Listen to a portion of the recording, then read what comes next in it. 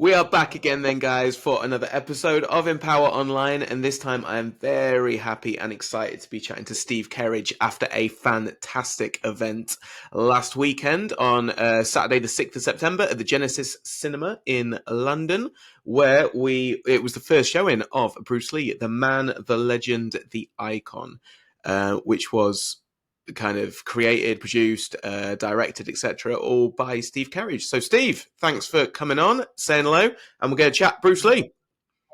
Great to be on. Yeah, no worries. How was the event for you? Obviously, it was such a good turnout and such a fantastic event. But what was it like from your perspective? We'll get into it in a second. But what was your impressions? I thought it was really good because it's nice to see people get together. There's not a lot of events on there, is there really? No.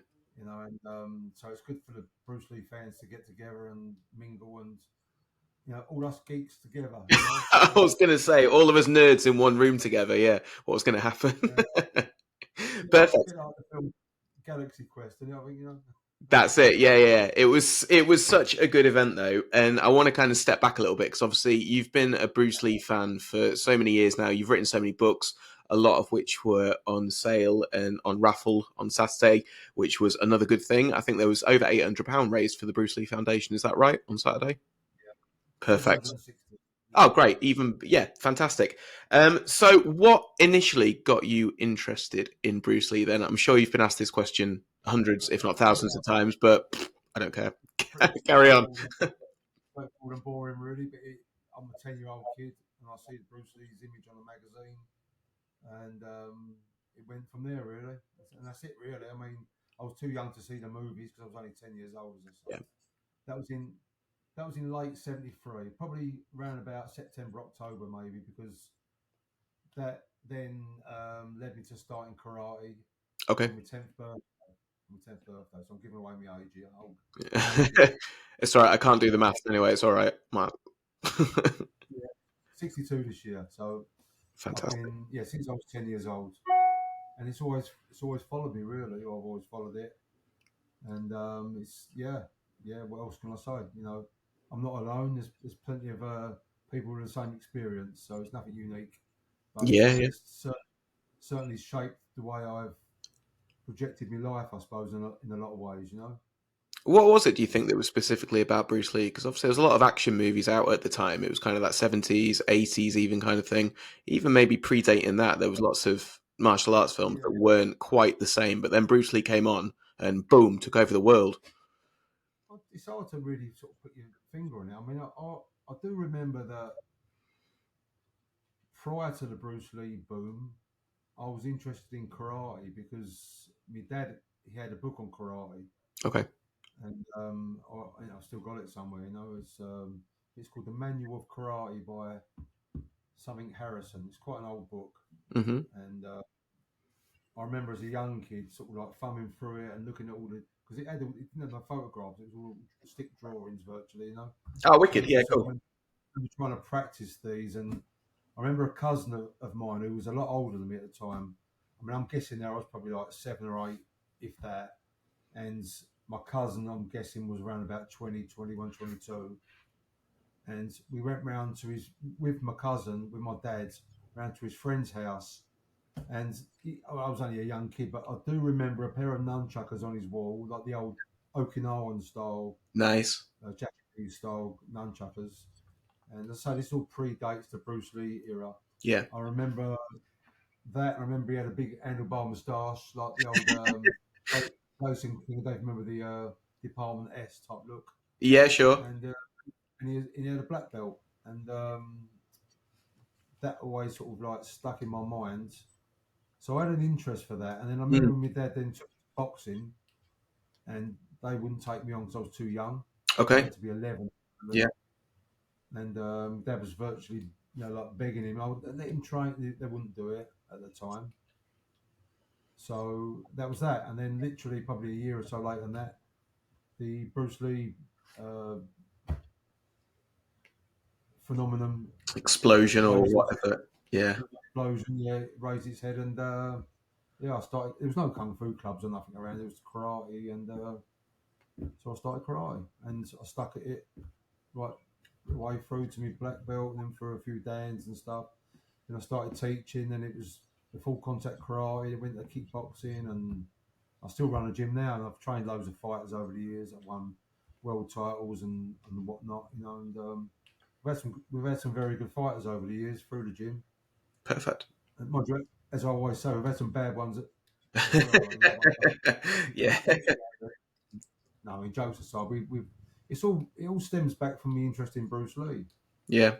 and I think to look at it logically, I mean, back then you wouldn't have known the depth that Bruce Lee had as far as philosophy and everything else that went with it. We just looked at the image, you know. We all went to be like Bruce Lee, you know. And as I say, I was far from alone with that. It was with friends, you know, that I sort of played with at the time as a kid.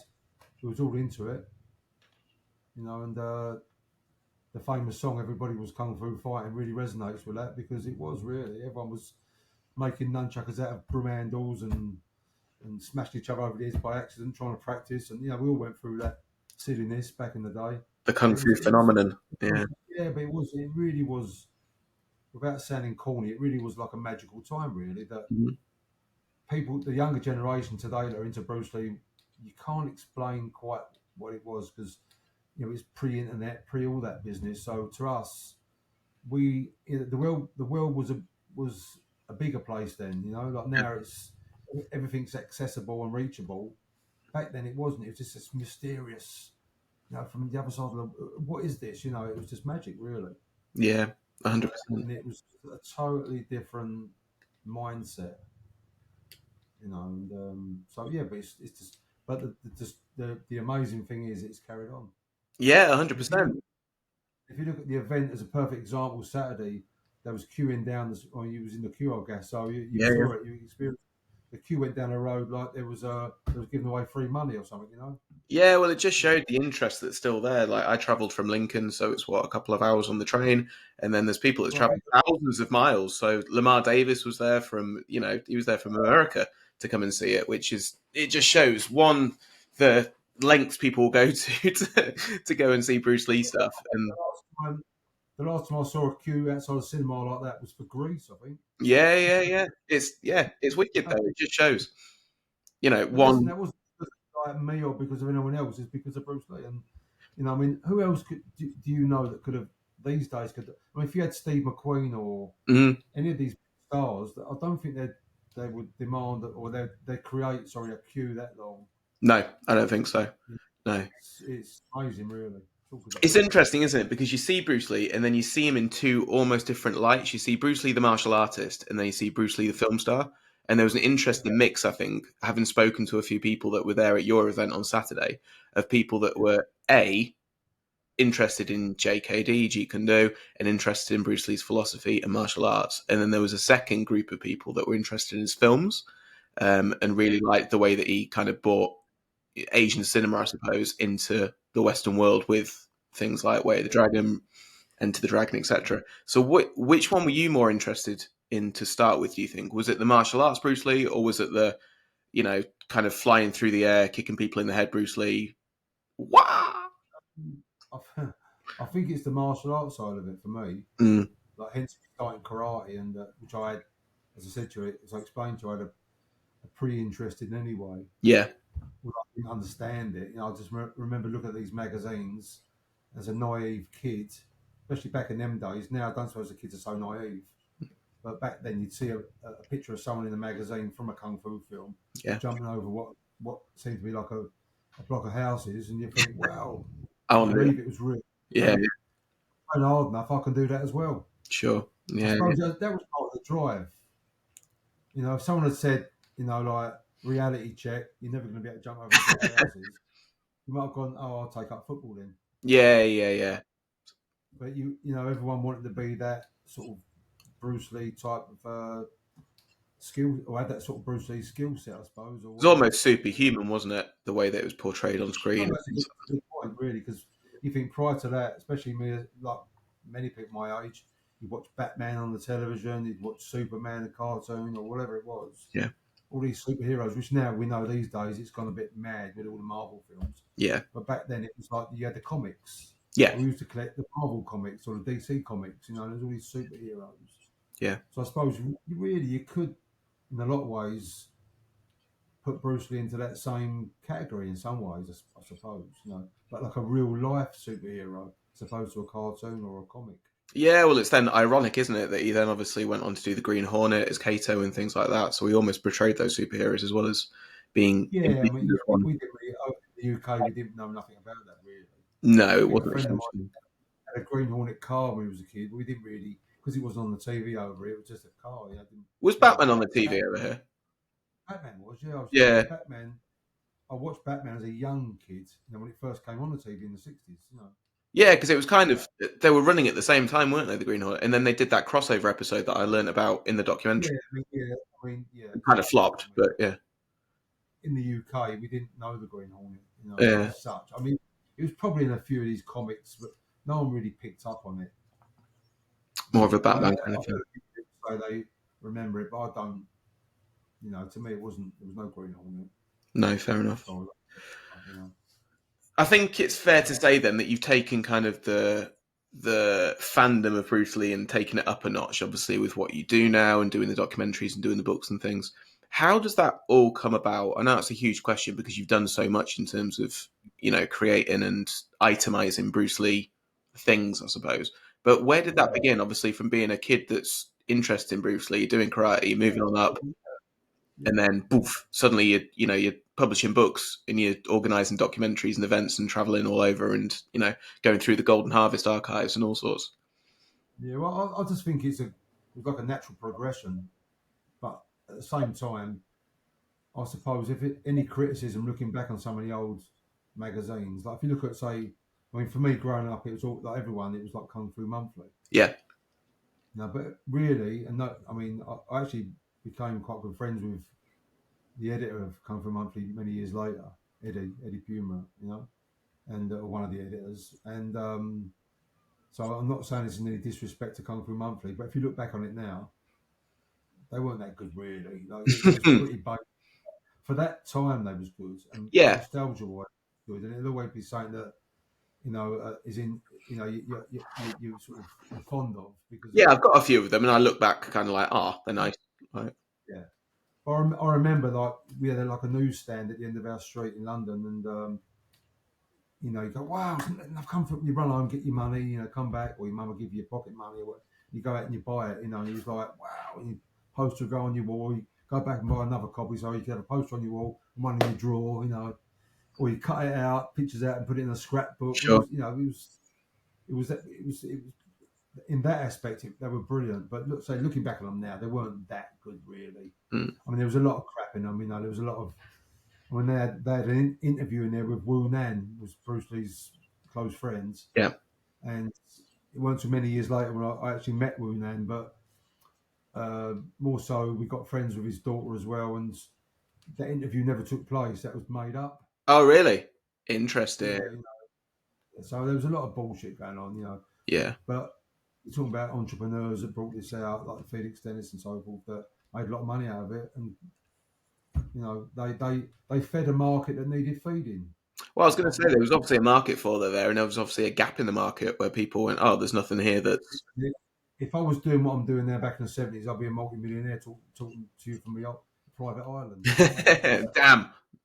They was making money upon money upon. It was just ridiculous, And I was told that firsthand as well, by Eddie.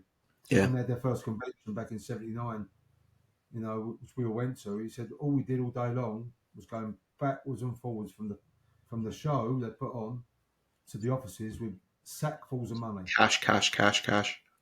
It was sackfuls of money. Crazy, isn't it? All day long. He said it was just phenomenal. And those events were, although our events Saturday was very busy and very packed, you can't compare it to the 70s because it was just ridiculous. It was Next level. You was literally like just squeezing through crowds. It was mad. Crazy, yeah. But it was exciting.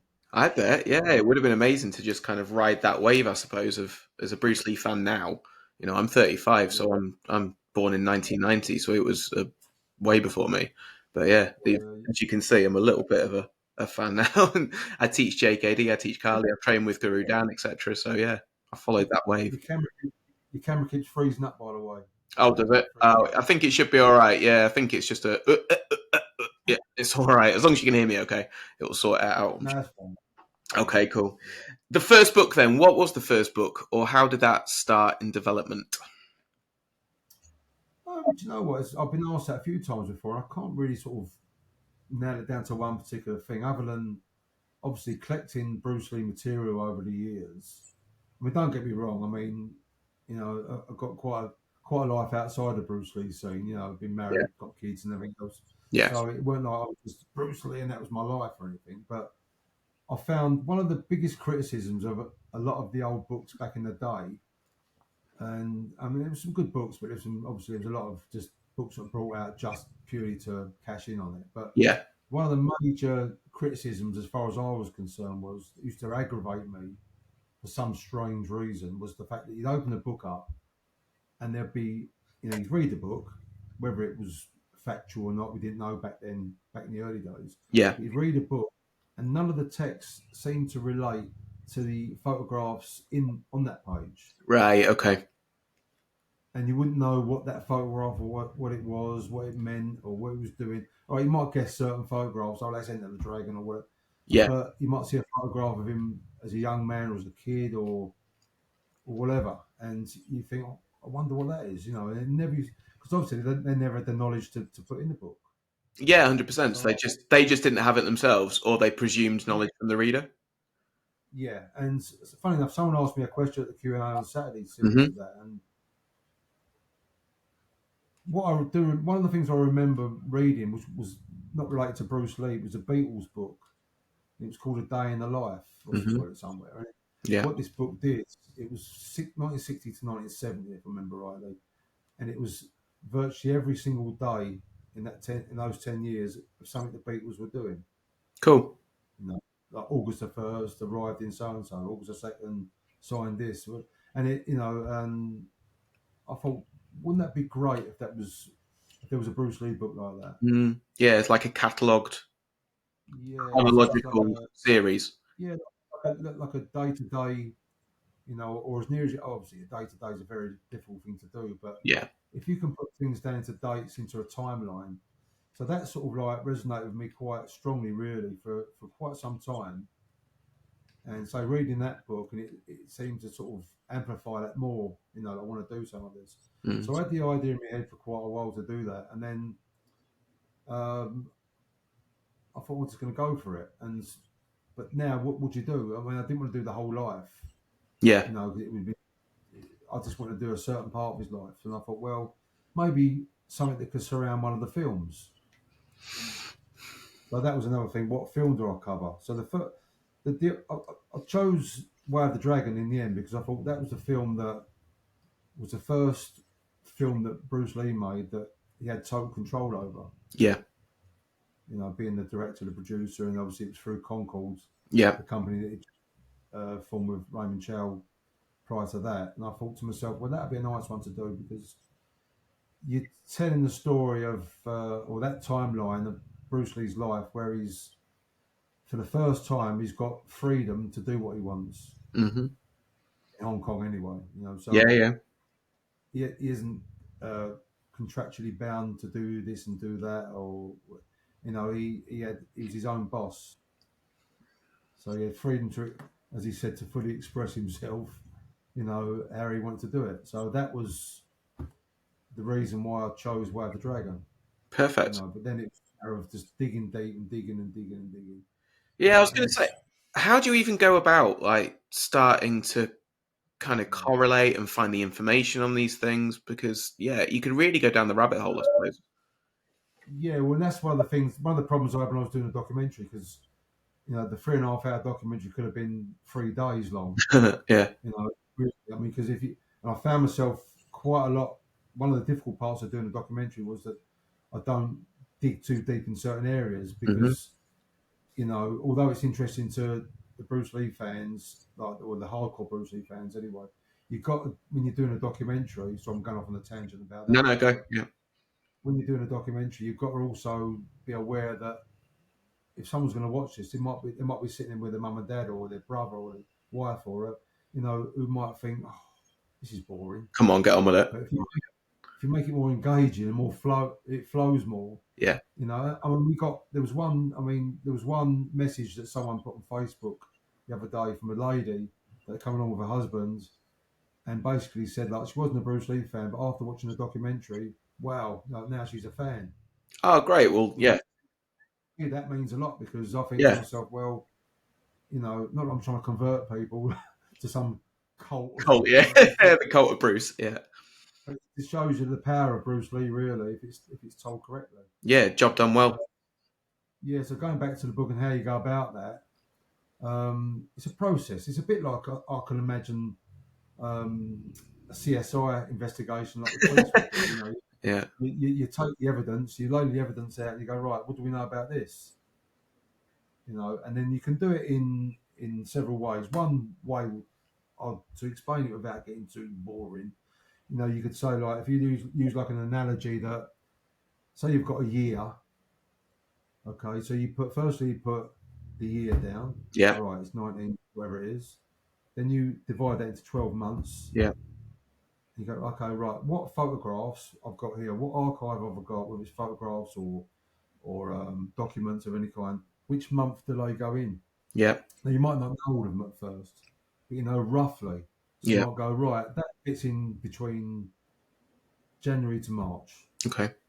Not sure where yet, so you put it in that category, So you condensed it down then to maybe 4 sections, every 3 months, Yeah. You start digging deeper and you go, well, that relates to that photograph, but I know that photograph was taken in February, so that means that must have been prior to February, blah, blah, blah, blah, blah, blah, blah. And then the next thing you're doing, oh, that was January, not February, or that was Got you. Yeah. Yeah. March.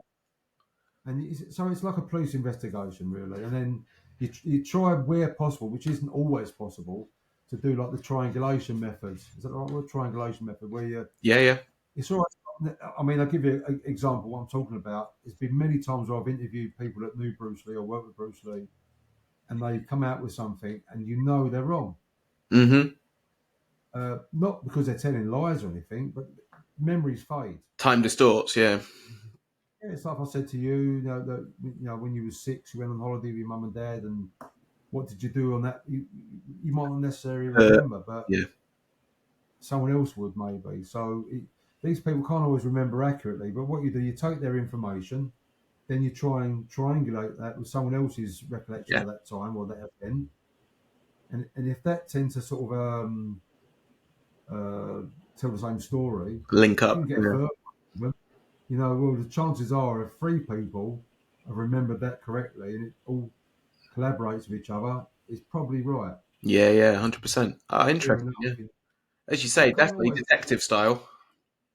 yeah, you can't always do it. So it's a lot of work that goes in. I mean, with the Way of the Dragon book, I mean, I've done a revised one, which was from the Legends of the Dragon Yeah. to a special edition one, and I started working with Darren Chua, who was there Saturday. I don't know if you met Darren, Yeah. Yeah. I had a quick chat and with him. Yeah.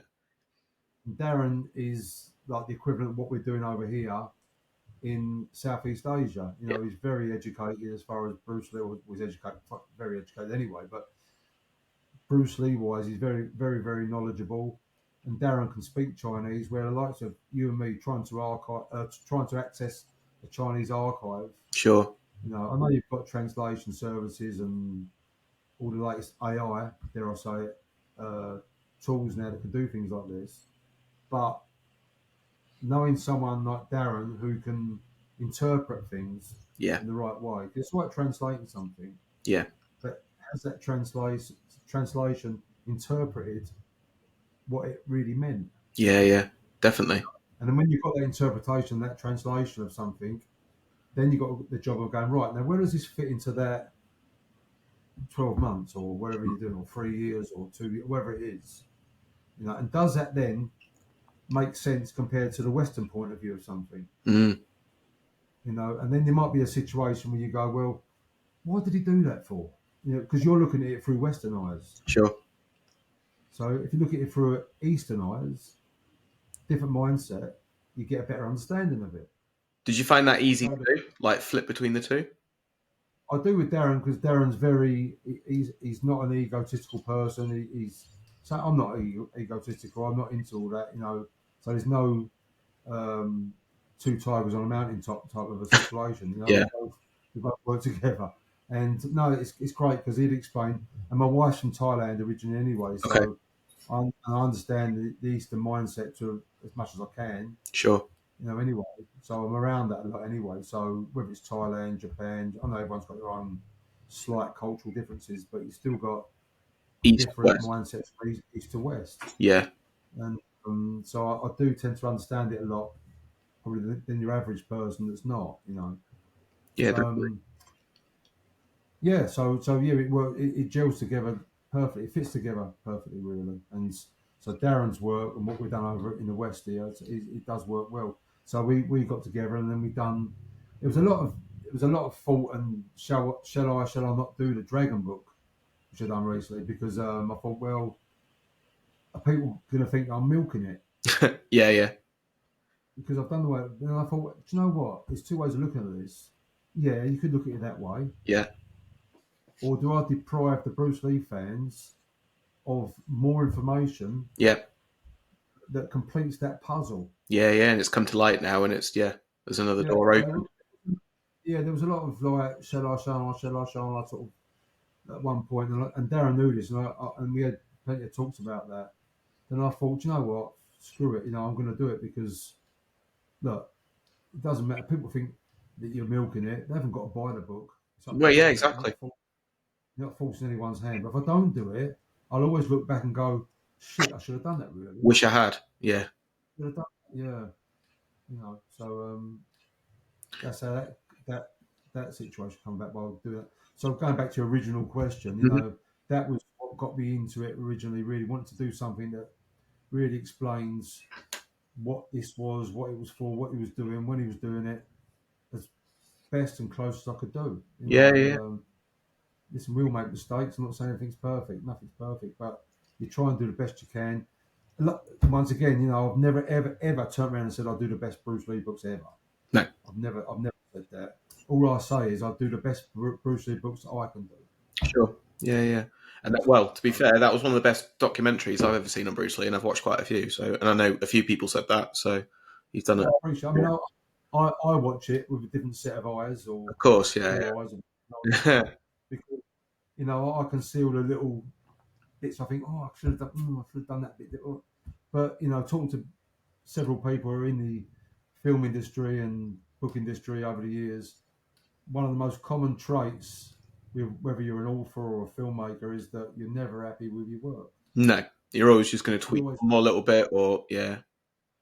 and you won't leave it alone. You just keep, oh, I'll tweak it a bit more. Yeah. I'll tweak it. You know, you've got to have a cut-off point and go. Do you know what? I'm being stupid now. Really, that's you know. What's the Like I less is said more earlier, thing?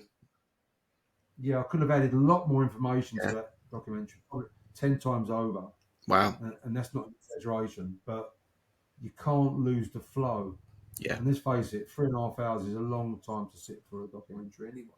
Yeah. Yeah. I could have cut that down to like an hour and a half Yeah. and really skirted over a lot of stuff. But would it have been as engaging? I don't think so. No. I don't know. You know, No, it hit the spot for me. I think it. Yeah. And you speaking have to to ask people, me. obviously, it hit the spot for a lot of Yeah, other people as well. yeah. I'm not. That's not my department. As far as it's not. Wouldn't be fair to me to go. Yes, this is very engaging. It's perfect. No, you've got to ask the people to watch it, their opinion. Yeah. You know, and if someone doesn't like it, it's no Fair enough. problem because you know everyone's entitled to their opinion. Yeah. Of course they are. Yeah. Yeah. Um. As someone that's kind of looked at Bruce Lee's life then from kind of start to finish, I suppose, what do you think, or what did you find the most interesting period to be? I've always liked the Hong Kong years. Hmm. I think that's partly because it's nostalgic as far as that's the period you remember most when you're growing up and you're into the Bruce Lee genre, if you like, you know, because Yeah. of the films. Although you know the martial arts side sort of interested me more growing up. Um, no one can really deny. I mean, you've got people that go, "Yeah, I'm into Bruce Lee because of his martial art, not interested in his films," which I can't. criticise that, but I will say that a lot of that's bullshit because, well, if Bruce Lee was this little fat bloke, with like who couldn't lift his leg above his waist, you're telling me they'd still be interested in his martial art? No, no, no, no. Yeah. They're interested in his martial art because what they see on the screen. Yeah. And that opened their eyes and they go, who's this? Who's this then? And then they start delving deep and then they find out about his martial art Sure. concept. Yeah. I say concept very, very clearly. Yeah. And that drives people on. So whether it drives them on to do the Bruce Lee way, if you like, or to do their own way, which is what Bruce Lee really Yeah. infused into people. Express yourself. Yeah. Yeah, and that's where a lot of them get it wrong as well. Yeah. They want to do the Bruce Lee Jeet Kune Do, which is bullshit half the time because Bruce Lee's Jeet Kune Do was Bruce Lee and no one else. Exactly. Yeah. It was a different time period. It was a different body type. It was a different. A lot of people can't do what Bruce Lee did because they aren't Bruce Lee. And Jeet Kune Do isn't a product; it's a process. Yes. Concept. Yeah. Yeah. Yeah. So, but there's a lot of good people out there that practice, their art, and whether they label it what they label it, it's up to them. But if it works, it works. If it doesn't, it doesn't. But teaching martial art or boxing or kickboxing for the last 50 years, everything you're taught works, and everything you're taught doesn't work. Mm-hmm.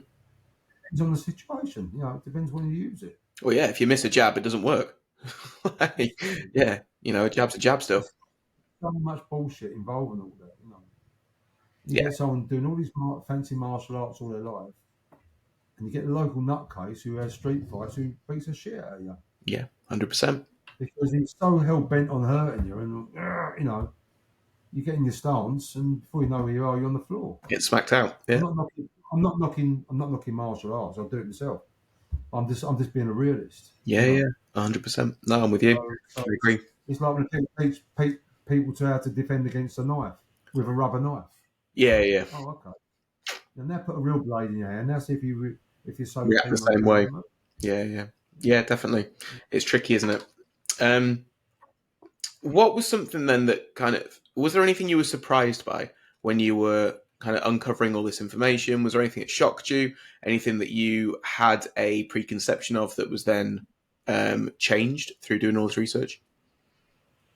What do you mean? What, in recent years, you mean? Yeah. Or just like, Yeah, in recent years, maybe something that you thought about Bruce or thought about his life, and then as if you delve deeper and you start writing the books or you start doing the documentaries and really going into it on a deeper level, you kind of went, oh shit, I didn't know that, or that's interesting, or that's surprising.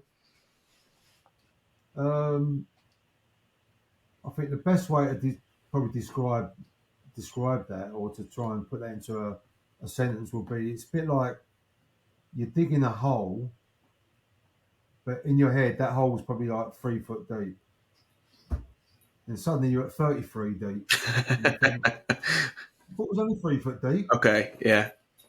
Do you get what I'm saying? Yeah. You just keep going. Yeah, interesting. How was the process of making a documentary? Because on Saturday you showed the Stuntman story. Is that the name of it? I'll try and say, yeah. I'm not even going to try and say his name because, yeah, I'll butcher it. So there you go. I'm probably pronouncing that wrong anyway. My wife will tell me that's wrong. She'll laugh at me, but yeah.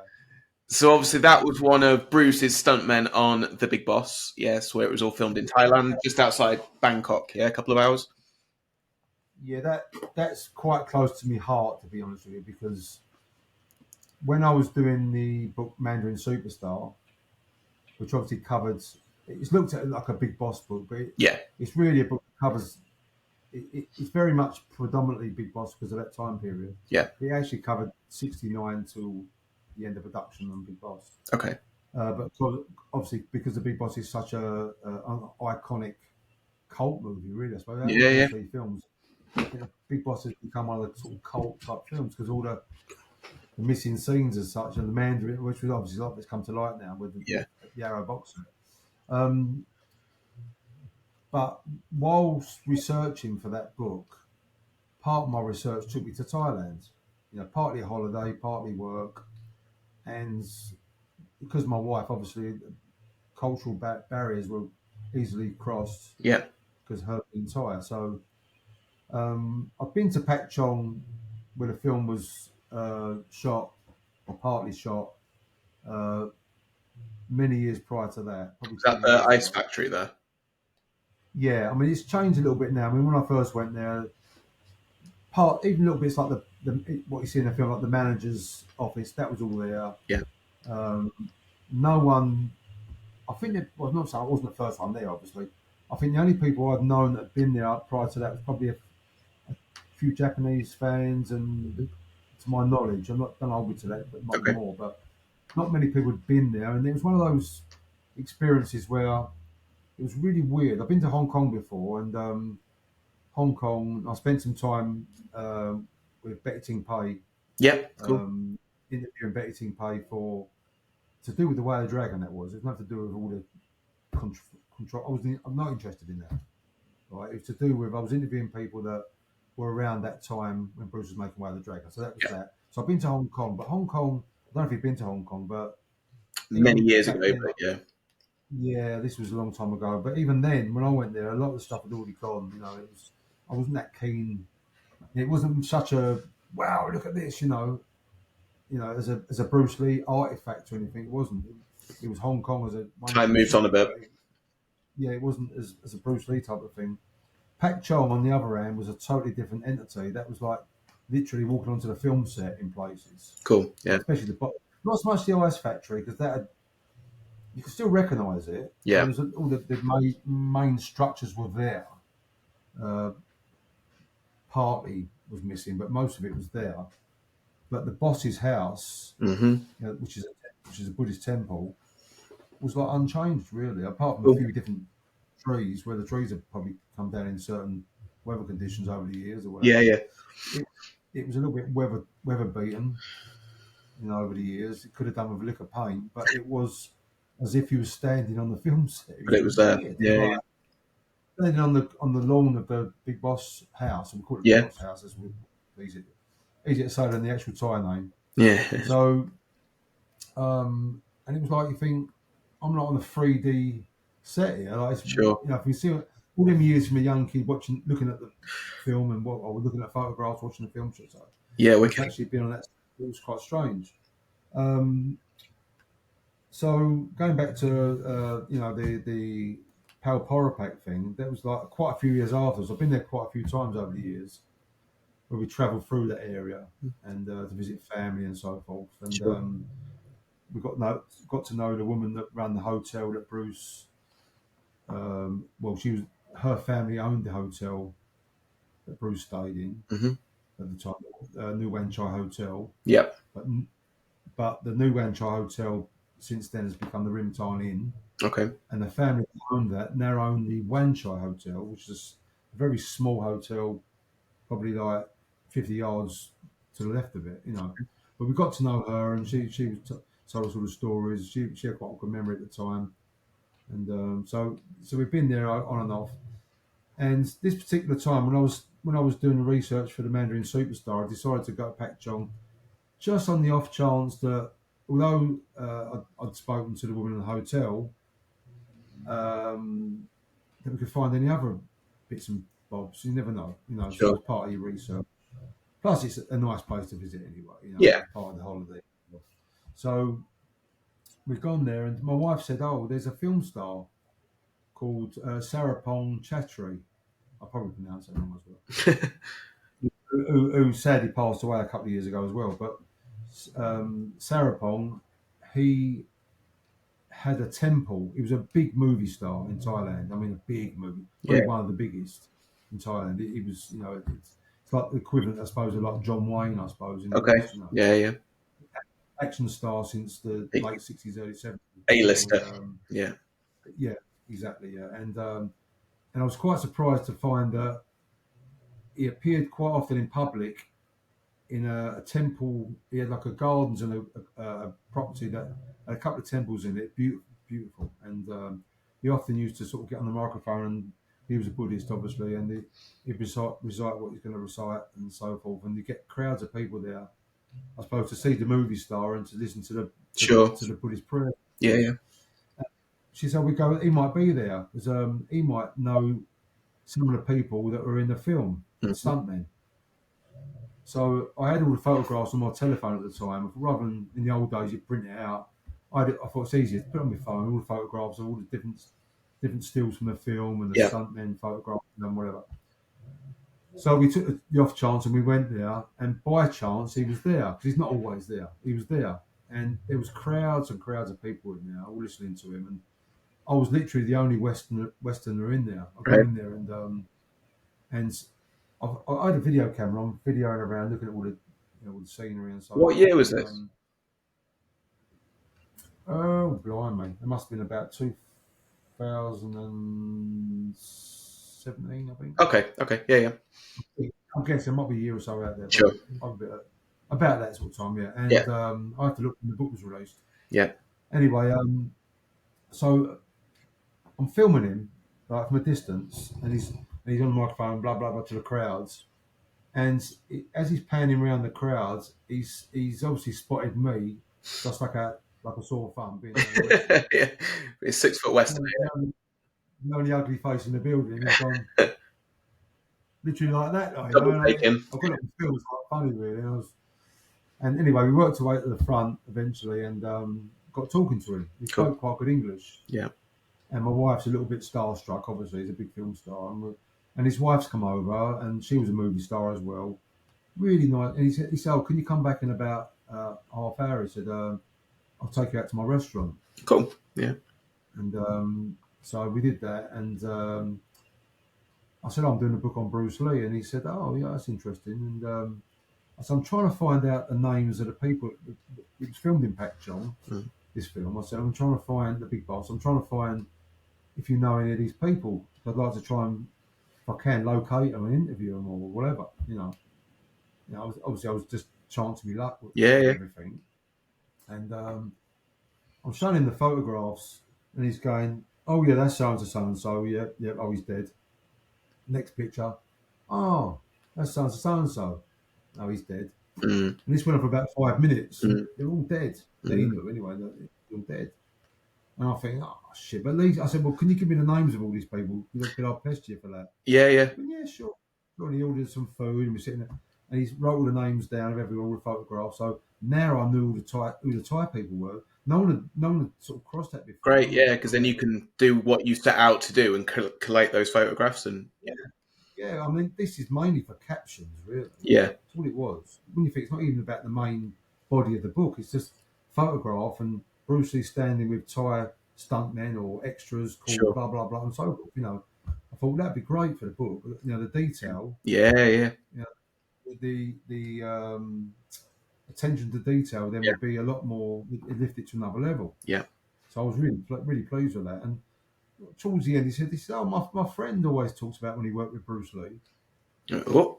I must admit, at first I thought to myself, I've heard this before, I was like, Mm. "Oh, okay, yeah, yeah." And then he said his name. As soon as he said his name, my wife knew the name. Okay. Another fellow movie star, not quite at his level, but still, I'd say an A-lister. Yeah. But where Sarah Pong used to play like the hero in his films, Pal Poropat always played like the villain, the Okay. thug, the heavy. He was Yeah. Yeah. because he had that. He's quite. So he said, "Well, let me take your phone numbers because we had a Thai phone." I said, "Well, we're going to Bangkok in the next couple of days." So no problem. He said, "I'll give him a call and he'll give you a call. You could probably meet him."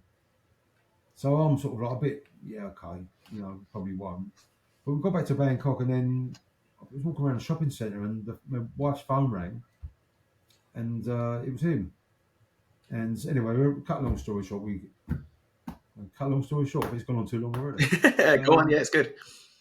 We met him and I said he didn't speak English or Hmm. very, very minute, broken English, but mainly Thai. And so through my wife translating, I said, "Any chance we can go back to the hotel, I can video him when I'm interviewing him, Yeah. asking him the questions, purely for the book, Yeah. with no intention of making a Just documentary, to get reference. that in my mind. Just reference, yeah, Yeah. that's all it was really. And so I'm glad I did now, and Yeah. Yeah. so that helped write the book. The following year, when the book was finished, we went back out there, and we stayed in touch with him. He used to phone us up or phone my wife up, and it was, it's just we sort of I suppose we gained a friendship really, and Nice. Yeah. really nice man he was. I didn't realise how big he was in Thailand because until we used to walk through a hotel lobby with him, and everyone's going, like, Oh, cool. Yeah.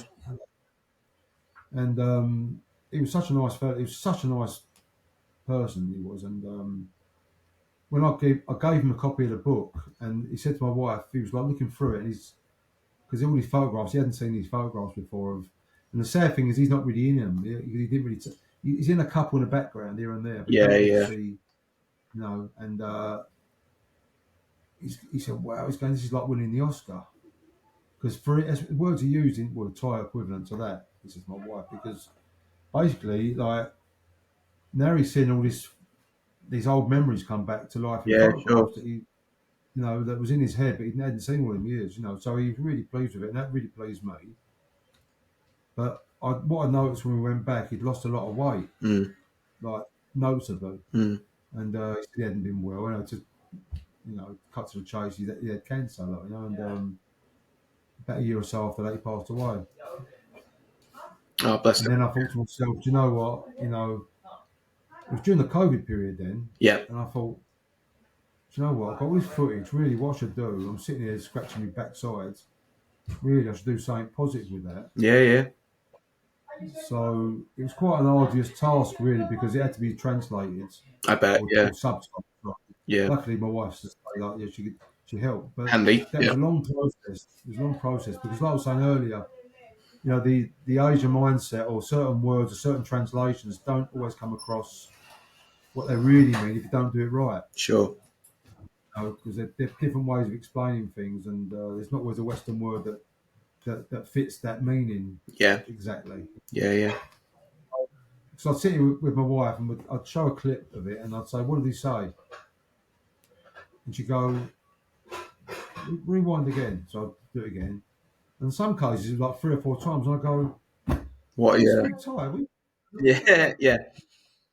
I understand what you're saying, but I don't know how to actually tell you Got you. the exact word in English. I've got to think about it." Yeah. Yeah. So it took a long time. Eventually, we got it right, and so the subtitling in that is 100% accurate. It's just Excellent. Yeah. It was really good. It was a really good documentary. it ain't a Google Translate, and a Google Translate. It's a proper. Sure. But yeah, I mean, I'm watching that even Saturday, watching it on the big screen. I don't mind admitting, I felt, I felt choked up watching it. Yeah, yeah, yeah, I can imagine. Well, you put a lot of work into it, and obviously, as you said, you gained a friendship, and then yeah, it was just the fact that knowing him and knowing that such a nice person he was, and how genuine he was, and to see him brought back to life again, yeah, to suddenly, on the big screen as well. yeah, I think if he would have seen that, he would have been so chuffed. yeah. I bet. Well, you've done a great thing. Yeah, So that's how that come about. And wicked. I wanted to show it on the day because although we brought that out on a Blu-ray, we didn't sell that many really. To be fair, we didn't sell that many. Yeah. I even offered that to Arrow, All free of right. charge, Okay. by the way, Yeah, yeah. free of charge, and they never took it up. Ah, So interesting. looking back now, I mean, I don't know why, because that would have gone lovely on the box set. It would have done. Yeah, And that the would be reason, great. yeah, and the reason I offered it free of charge, not because I'm Mother Teresa or anything, but I thought I wanted to see him on a bigger platform, Yeah, really, yeah, yeah. Show what you've done. And Obviously, they didn't take it up, and it's a shame. it is a shame because I think people deserve to see that. Yeah, 100%. Well, as you say, he got shown on the big screen, and his story got told on Saturday, which is cool. And yeah, Yeah, it was a nice little extra, I suppose. What people weren't expecting. It was a nice one. Let's exactly. finally then talk about obviously the main documentary. So the man, the legend, the icon. It was, as you've already said, such a big task. It was a 3.5 hour documentary, and it went into so much detail. And we've already spoken about how kind of good the flow was, how much you cut out. I can't even begin to think how you start on something like that. Obviously, you've got the books and things, but then to put it into a movie and a documentary like that, how did you kind of get it, I don't know, organized in your head, I suppose, and like start developing it? Yeah, it's something that sort of grew itself. If Mm. that makes any sense. It's like I started off, I didn't know how far I was going to go with it. You get an idea. I mean, me and Stripey spoke about on his channel on one of the Yeah. episodes. He asked me what my favourite Bruce Lee documentary was. And I think I said to him, The Man and Legend, the first one that ever come Yeah. out. Uh, Purely for the fact that it had a lot of footage that was taken at that time. Like it was quite. Look back on it now, it's quite a historical document, Yeah. really. Yeah. And I like it for that because it brings back a lot of nostalgia at that time, I suppose. As opposed to a lot of most of the documentaries these days. Not knocking any of them, but there ain't many of them are really much of a lover. Like these talking heads Mm. telling the same story, Yeah. Yeah. over and over. It's And you regurgitated. think, Yeah. and there's certain ones out there where it's like people that didn't know Bruce Lee, but the speech goes on about how Bruce Lee influenced them to become a world champion tiddlywinks player. I don't know, whatever. Yeah. Yeah. It's nice that Bruce Lee's are influenced, but is it really that engaging? I don't Yeah. think so. Sure. Not. It's not about Bruce Lee, is it? Directly, anyway. Not directly. Yeah. So I wanted to do one where it didn't have any talking heads. I could have got interviews off of people. I could have done that. I know enough of them that are still alive, obviously, and Yeah. whatever. But I've got contacts for other people that could do that for me. But at the same time, I didn't really want to go down that road. I thought, let Bruce Lee talk for himself.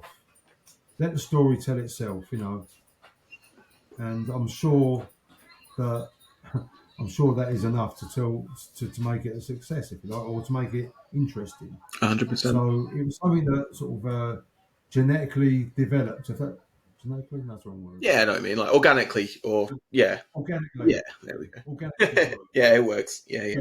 Excuse me, my words mixed up. No. So to me, that's the way it developed. It was just it started growing. And as I say to you earlier, I had to be careful. I keep reining myself in because Mm. certain parts of it, I found myself getting too detailed. And I thought, so I had to cut stuff out and go, right, hang on, let's flow to the next bit now. But then you've got the difficult part is going from one subject matter to another in his life. You need a bridge for that. Yeah. Segue or a You something. need a segue, Yeah. because you can't just go, like talking about his favourite colour. Next thing, talking about, I don't know, something completely different. Yeah. He can't. It's got to flow. It's got to make sense. So what I tried to sort of emphasise through the documentary was his unrelenting spirit Yeah. to success. Yeah. And Harry wanted to portray martial arts on the screen to put the message across to the world. It was interesting that bit And that you showed where he spoke about Napoleon Hill and he'd read.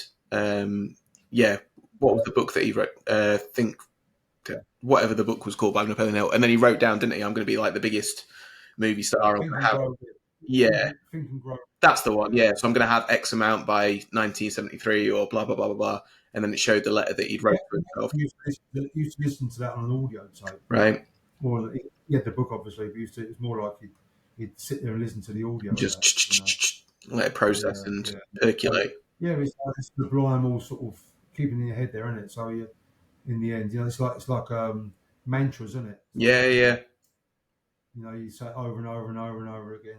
To eventually it becomes You manifest it, or cortex of your brain, and it ends up exactly locked in. So that's the whole theory behind that, I suppose. So as you say, you look at his definite chief aim. Yeah, tick, done. Yeah, he smashed it. So that was really part of end of part one, of the documentary. Yeah, as we showed it anyway. Yeah, sure. Yeah. And, so going from an immigrant in America, although he had American citizenship, yeah, it wasn't really any more than just someone's coming to the country as an immigrant, really. Yeah. That had to succeed. Yeah, definitely. Especially at a time in America when the racial sort of stuff was probably a lot a lot more prevalent. Yeah, definitely. Yeah, definitely. Did you get into any kind of trouble any difficulties getting any of the footage or getting any of the information that you wanted? Did you hit any kind of roadblocks, or was everything fairly open to you? not at all, not at all. No, Awesome. it's from archive material I've got and people what I know that have, that have got the material. Hmm. You know, I mean, which is one of the reasons it hasn't been released yet. Generally, we won't be just yet because you have to cover a lot of copyright Yeah. uh, bits and bobs, obviously. You know, to do it properly. You know, I Yeah. mean, you could bring something out on a limited edition and no one's going to lift an eyelid. You know, but to do it properly, you need to cover all the copyright in any project. Yeah. 100%. You Yeah. know, um, Tick the I boxes and wouldn't cover want your own to. ass. Yeah, I wouldn't do that unless it's done the right way. You know, so yeah. We've obviously gone But through the listen, right channels because obviously you got so many endorsements at the start, including from obviously Linda Lee yeah, Cadwell, who's saying, I yeah, support. that's one of my regrets because that was down to me really because you know I should have asked Linda a lot earlier and she would have. I'm sure she would have sent a video message. I'm 100% sure. In fact, she would have done that. But me being me, you know, it was like, shall I, shall I? I don't want to pester her, you know, because you've got to be aware these, you know, they get pestered so much over the. Say pest is probably not a word, but they must get inundated with, or inundated, sorry, Can you do this? Can you do that? Can you? Yeah. exactly, yeah. So, and then I thought, oh, God, I'll go for it. And Sod's Law, you know, as I contacted it, it was literally probably 3 to 4 days before the event. Oh, wow. Okay. Yeah. She went, oh, we're on our travels tomorrow. She went, oh, I really would love to done that. So what we done, we used a thank you message, or not thank you message, a well wishing message, if Yeah. you like, to the event. Yeah. And we thought, well, at least it's got a stamp of approval on it, and the estate now, obviously, they know about it anyway, so it's Yeah. nothing underhanded or anything. You know, it's officially. It's different way where you go officially authorised or officially recognised or officially approved. You Yeah. know, Excellent. so Great job. it's not to say that it's licensed because that's a different category altogether. Yeah. It's the legalities and stuff. But yeah, you've got the Yeah, acknowledgement and the endorsement, I suppose. well, there's people like say when I've done some work for Colton Yeah. years ago for Colton. I mean that went through their licensing department as far as like Bruce Lee Enterprises. Yeah. You know, you got Bruce Lee Foundation. We tend to go through purely for the fact that we can donate to them, Yeah. Give to charity. and Yeah. we're no massive commercial enterprise, are we? So it's not like someone like Colton who would be. Yeah.